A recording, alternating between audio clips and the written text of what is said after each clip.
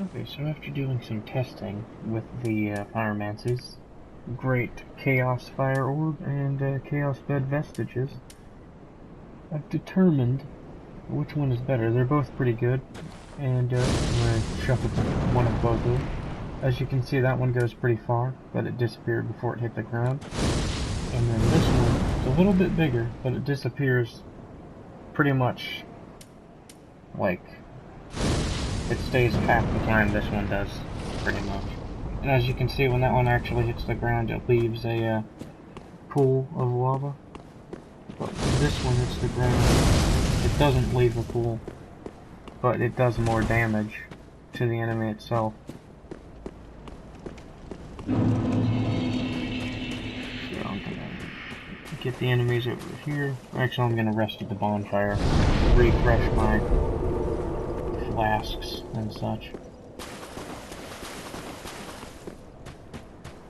Alright. As you can see, it did 697 damage to that guy. I'm gonna hit this one over here with it again. Alright, so they both have the same resistance as those two types of enemies. So that means, since this one's the exact same as the other one over there,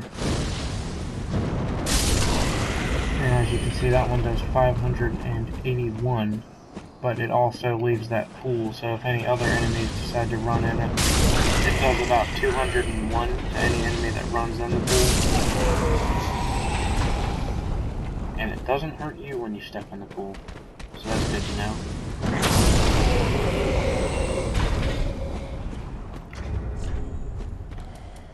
And that pool will do quite a lot of damage to any players that run into it. But when you use these, your your damage might be a little bit different, because as you could see when I showed you a few seconds ago, my Pyromancy hand is leveled to +10. As you can see, the Chaos Bed Vestiges also takes more FP than the Great Chaos Fire Orb does. Which one you're going to want to use depends on the situation, of course. You want more damage, but you're not going to be that far away from the enemies. It's definitely a great choice right here for Chaos Bed Vestiges. But if you're trying to, like, hit those pesky archers that are sometimes at those elevated platforms and things that you can't reach with your sword, the Chaos Bed might not be able to reach them, but the Chaos Flame Orb, Chaos Fire Orb will be able to reach them. As you can see, the Chaos Bed Vestiges takes 35, and I believe the, yeah, 25.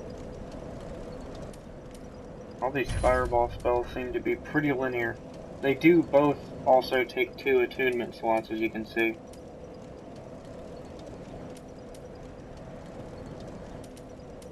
Seems to be pretty linear. The original fireball you started with takes 11. The fireball orb you get next is 15. Bursting fireball, this is kind of just like a shotgun basically. If you decide to chuck it, pretty much throws a shotgun toward your enemy. Shotgun of fire. It's actually pretty damaging, but I don't really use it that much. It has shorter range than the Chaos Bed Vestiges. Just a really close range attack. Does a good bit of damage, like I said.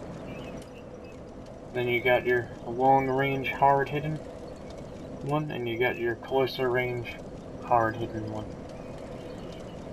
Interestingly enough, this doesn't take that much time to charge up, but the Black Serpent takes a good bit of time to charge up. Like, let me just quickly use that, and I bet it's going to do less damage, and it's going to take more time to prepare.